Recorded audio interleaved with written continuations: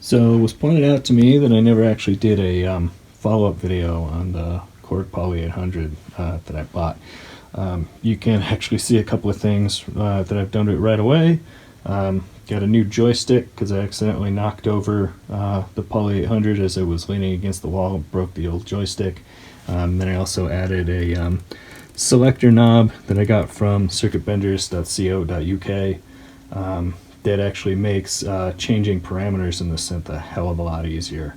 The other thing to note, I am using an aftermarket power supply, same one as this. It's the selectable voltage power supply. I've got it configured in center negative for those that might need one. This one's 2.5 amps, which is probably way bigger than I need, but it works, so it's great. Okay, on to the meat and potatoes. This is why you're all here.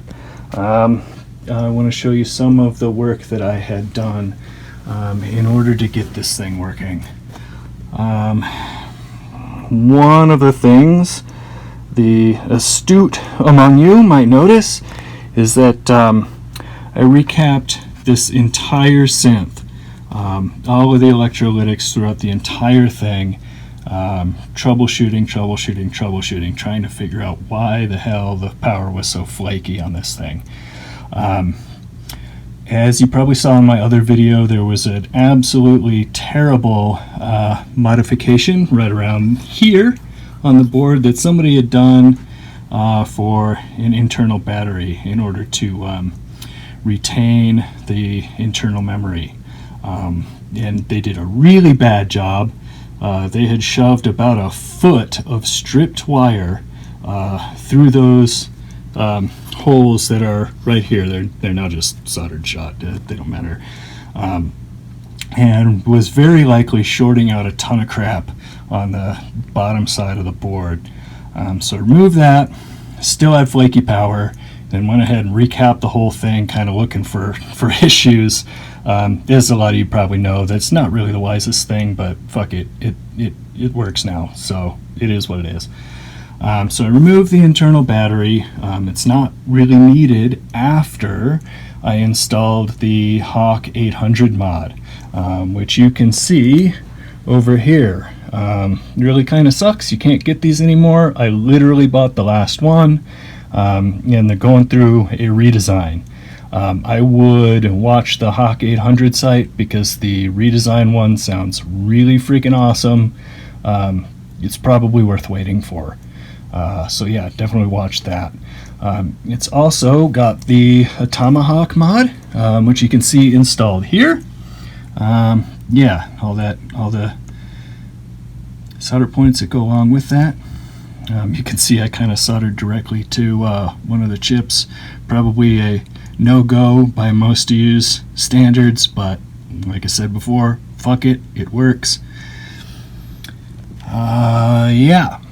Oh yeah, almost forgot to mention, here is the circuitbenders.co.uk mod. I got it pretty close to where I wanted it. I wanted to stick it underneath the up and down buttons. They actually recommend another spot for it, but I wanted it there specifically.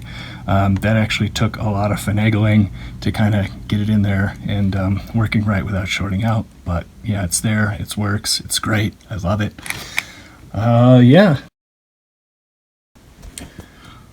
Oh, one last thing I wanted to actually show off. Here's the back of the joystick mod that I bought. Like I said, the only reason I did that is because I knocked the synth over and broke the old one.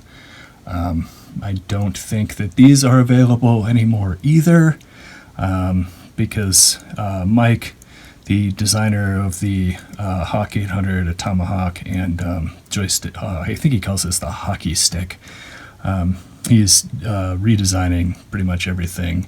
The install on this isn't the cleanest from the front of the synth. You can actually see the top side of the board. At some point I'll try to come up with a solution just to make that look a little bit cleaner, but like I said, fuck it, it works. I'm really happy with this synth. It's great 80s synth trash, as I like to say. Very cheap synth. But yeah, I like it. It sounds good for what it is.